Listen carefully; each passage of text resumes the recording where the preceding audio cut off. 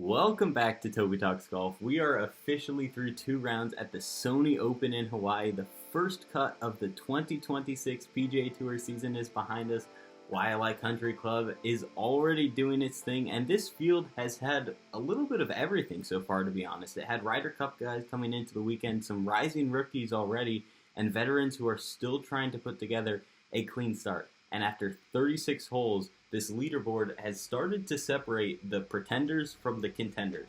Today, we're going to break down everything that we've learned so far, who is in a great position heading into the weekend, who surprised us, both good and bad, and where the value might be as we head into moving day. Well, we are 2 rounds down at the Sony Open, and Waialae Country Club is doing exactly what Waialae always does, separating clean iron play from everything else. And let's start back out in Thursday, round 1, and it really set the tone for the entire week. The early wave got the best conditions that we have seen all week long. Defending champion Nick Taylor took full advantage of this, firing off an 8 under 62 to open his tournament. He was sharp with the irons, especially on the par 3s, and talked about how everything around the course just fit his eye. Well, I think we got lucky with the forecast this morning. I expected some more wind. I read, I think Michael Kim had a tweet about the direction of the wind this year, which was pretty accurate in a sense. A lot of the wind was going with the dog leg, so it felt like some of the tee shots maybe weren't as challenging. I hit it great, but again, this course fits my eye, but again, with the wind was even a little more so today, and irons are really sharp and was able to read the greens well. That wind advantage mattered because Friday, Waialae firmed up and the margin for error shrunk fast. On Thursday, we were seeing balls barely make it out of their pitch marks, and when that happens for PGA Tour players, scores go low and they go low fast. But on Friday, they started bouncing. They started rolling out, and we saw that in the scoring. Many fewer lower numbers and tougher par saves. It was a cut line that didn't give anyone down the stretch very much breathing room. Nick Taylor stayed right in the mix through 2 rounds, but he wasn't alone. Kevin Roy continued his strong start after opening with 8 under, and S.H. Kim's opening 67 in the much, much tougher afternoon wave on Thursday suddenly looked even more impressive with how Friday played. Now, Jordan Spieth's week has been a classic example of him tinkering under the hood. He had 4 months to prepare for the Sony Open and plenty of time to work on his swing, make adjustments, or test equipment, all of which he did, and all of which all PGA players do in their time off. But what did he do? He waited until 2 days before Thursday's round to put a 3-iron in the bag. By his own admission, it cost him 2.5 strokes on the course, and he did already go back to his hybrid. It was on Thursday where he tried the 3-iron and really struggled. This past day, on Friday, he had the hybrid in his bag, and we saw it make an effect immediately. He hit some better shots out of the rough in tough situations with his hybrid, because a 3-iron, you can't get out of the rough. You can't dig in there. But a hybrid, you can kind of chop at it, punch it up there. It's a club that is really vital, especially around Waialae, in these rough conditions with the wind, but also just especially the rough. It's thick, it's tough to get out of, and when you're way back, if you're playing a hole into the wind, you need a hole that you can just punch out of the rough if you miss a fairway. But at the same time, I understand why Spieth had the 3-iron in there in the first place. It is a driving iron course, tight fairways, small greens. It punishes hesitancy or uncertainty on the tee shot. But Spieth's opening round 68 showed that the promise and the frustration of experimenting under pressure can be both good and bad. Spieth is methodical, though. This wasn't just a random swap 2 days before the tournament. He tested out 5 different 3-irons. He brought them out. He tried to figure out which one felt right. The problem was he hadn't actually played with any of them in the weeks leading up, which is confusing to me why you knew this tournament was coming for 4 months and you didn't tinker with anything there. And Waialae is not forgiving when you're trying to dial in a new club on the fly. So he put that back in the bag, and those extra shots, those 2.5 shots, are really the difference in him being in the top 10 right now and sitting at T41, which is where he is. So It hurts. It's not how he wanted to start off this season, especially a season where he is looking to get things going, get back into the winner's circle for the first time since 2022. But the iron wasn't the only problem. It was the putting. Spieth lost over a stroke on the greens Thursday, and tightening up will be key if he wants to climb the leaderboard. That said, he is optimistic. I thought they were really similar. I thought they were actually almost identical. I thought both, I played really well in the wind, and I think I maybe hit a few less fairways today, maybe a couple, but they were just, it was so hard this morning. I hit a 7-iron into that 15th hole. I had maybe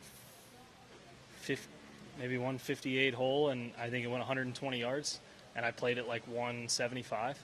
So, it was very challenging at times, and on the greens, it just becomes really hard to make putts when it's that windy. And then, so all in all, they were pretty similar conditions the 2 days. The wind was a little bit different direction, and I felt like I had, the same amount of chances. And, ideally, I capitalized on maybe 2 more per round of those 2, and and that wouldn't have been surprising on where I'm at. So it's really nice that I feel like, I didn't like steal anything out of the round today. I felt like, all in all, the two days were about how, I was going to play. I was either going to shoot 2 to 4 under, and I ended up on the low side. So hopefully tomorrow, I hit putts a little bit harder and be a little bit freer on the greens and shoot a score. It's going to continue to be windy. He liked what he saw, especially in that second round, and believes that his game is trending in the right direction. He just needs to clean it up a little bit around the greens, and also maybe just stick to what's in your bag. But with that, if Spieth gets his irons and putters in sync, absolutely do not count him out heading into moving day. The picture is very clear. Going into the weekend, this tournament is still wide open, but what it's going to reward is patience, precise iron play, and guys who are comfortable grinding when birdies aren't guaranteed, but very much needed. As we said, the leaderboard is very crowded right now, but Waialae has a tendency of letting 1 to 2 players separate on the weekend. We'll see who those 2 players are, but it is going to be a very exciting next 36 holes at the Sony Open. With the wind showing up on Friday, like we talked about earlier, it completely changed the feel of this golf course. It's been the big storyline through the first 2 rounds. It has been these conditions. The players who went out early on Thursday and Friday had a clear advantage, and the afternoon wave dealt with much gustier crosswinds, a much firmer golf course. But what's interesting about this place is that it's not a bomber's paradise. These fairways are very tight, and when the wind gets up, you really have to think your way around the golf course. And that's what we see at the top of the leaderboard. 5 players tied at 9 under par. Davis Riley, Nick Taylor, Kevin Roy, S.H. Kin, and Adrian Dumont Deschamps. No one separated themselves, but what they all do is they all strike the ball with their irons very, very well and can be very creative with them. Davis Riley was one of those stories on Friday. He vaulted himself into that share of the lead with a 64 in tougher conditions. Defending champion Nick Taylor didn't exactly light it up on Friday, but he showed exactly why he won last year. He grinded his way around the golf course. It wasn't his best day striking the ball. That came Thursday, but he stayed patient. He took what the course gave him, and he found a way to grind out a 1 under round on Friday and have that share for the lead. Russell Henley, on the other hand, had a huge moment late Friday, chipping in to save his tournament, not to get into contention by any means, but make the cut. A big momentum swing for him to make the cut in the first tournament of the season. And even Jordan Spieth, who clearly battled the wind, is very much in striking distance for the weekend. The cut line came in at 1 under par this weekend for the 10th straight year. It shows just how consistent and how sneakily difficult Waialae really is. There really is no margin for error here, and with no runaway leader, that wind could wreak havoc on the weekend for players who are either trying to move up on moving day or players who want to stay where they are and start falling back because of that wind. So like we talked about with that logjam at the top, those 5 players tied at 9 under. Again, Davis Riley, Nick Taylor, Kevin Roy, S.H. Kin, Adrian Dumont Deschamps, all at 9 under through 36 holes. But that's not the only logjam. Down the rest of the leaderboard, there are 21 players within 3 shots of the leaders. This tournament is wide open and is for the taking of not just those 21 players, but with the cut being at 1 under, 8 shots is a very manageable score for anyone out there. If they get the right conditions, if they start hitting pins close, they can get right back into this tournament. It can be anyone left on this leaderboard is still in it. Obviously, those guys at the top have the advantage, have been hitting the ball well, but things can get really tricky around this wind, trying to manage your ball and staying disciplined when birdies aren't coming automatically to everyone. Again, Davis Riley's name really jumps out after that 64 that put him in contention for one of the best rounds of the week so far, in my opinion, given how the course firmed up on him. He's a pure ball striker, and he can be built for this kind of grind. The question becomes, will he stay patient over the weekend when the pressure builds up? Now, Nick Taylor has the answer to that question. We saw it last year when he closed out this tournament that he does have that patience. He showed it again on Friday when he didn't force anything. He didn't have all the shots, but defending champions don't panic. And that's what he didn't do on Friday. He didn't panic. He knows how to close here, and that will give him a real edge, especially if no one pulls away come Saturday and Sunday continues with this logjam. Now, one of the best stories of the weekend is Vijay Singh, 62 years old, made the cut at the Sony Open. That is just his second made cut since 2021, and it comes after he used his career money exemption to get back into the full field of PGA Tour events this season. He shot a 68 on Thursday and followed it with an even par 70 on Friday and just played steady, professional golf. It's a reminder that talent like that doesn't disappear, and doing it on a course and in conditions like Waialae makes it even more impressive. It'll be fun to see Singh on the weekend, and we hope to see him on many more weekends to come this PGA Tour season. But there was some other late round drama that we got to see unfold on Friday. Hideki Matsuyama chipped in on the 17th hole and birdied his last to make the cut right on the number.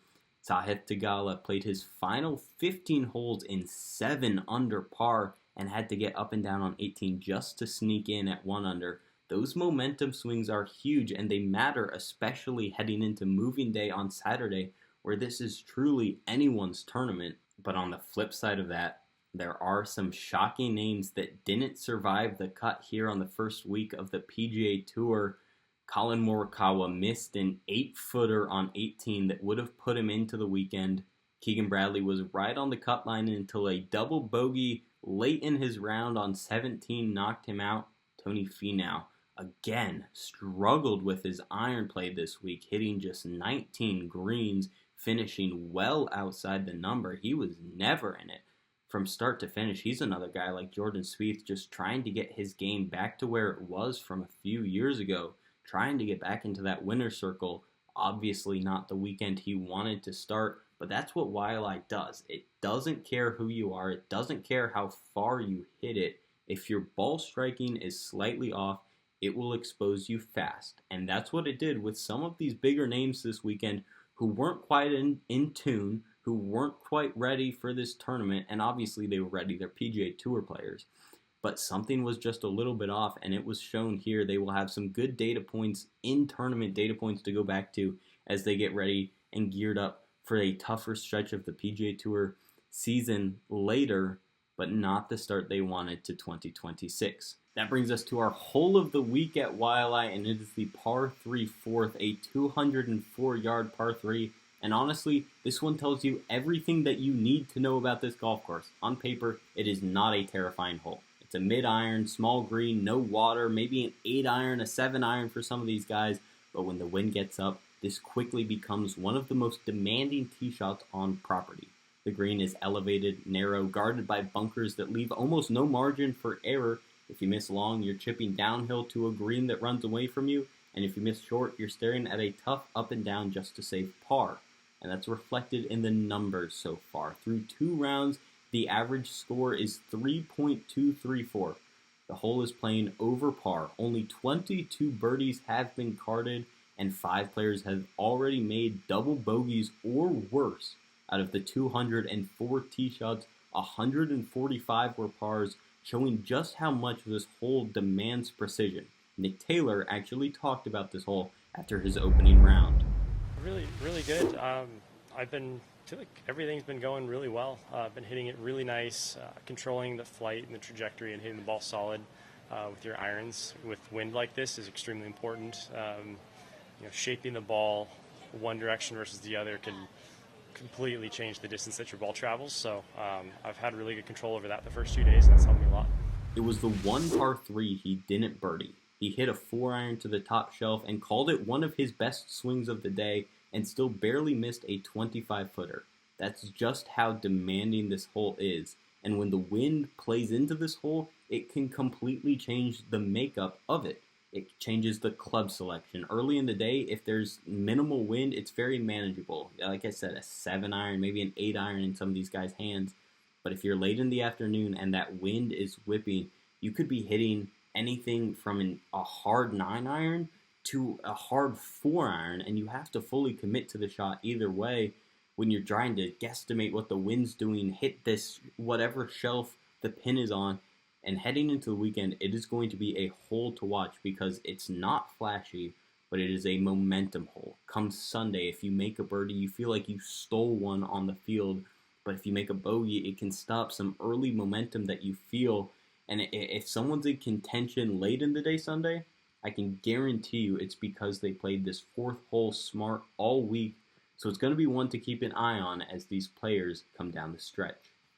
And of course, we have to get into a little bit of betting for the weekend. The leaderboard, being as wide open as it is, makes it interesting for some of these smart bets heading into the weekend. Let's start off with Nick Taylor. He remains the favorite with 11-2 odds, the defending champ. He knows the course inside and out.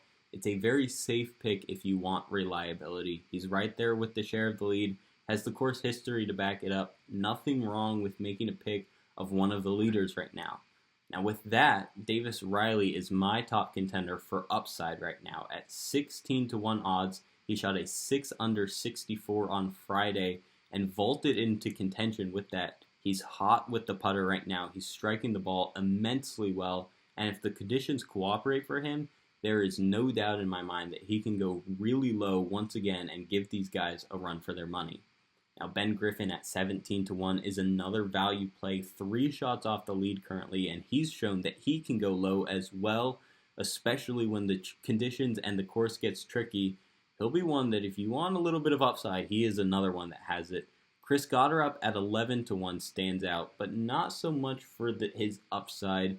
He's shown that he can handle the wind and the pressure and has the tools to grind out these tough greens around Waialae.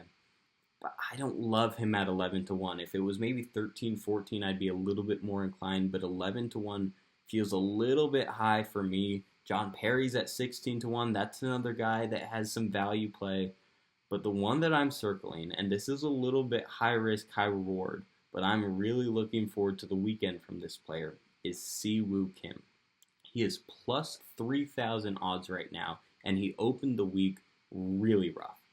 4 over through his first 8 holes on Thursday, but he still managed to finish 1 under on the day, and then he came back Friday and fired off a 4 under round. He now sits tied for 22nd, but what makes him so interesting is his relentlessly aggressive mindset.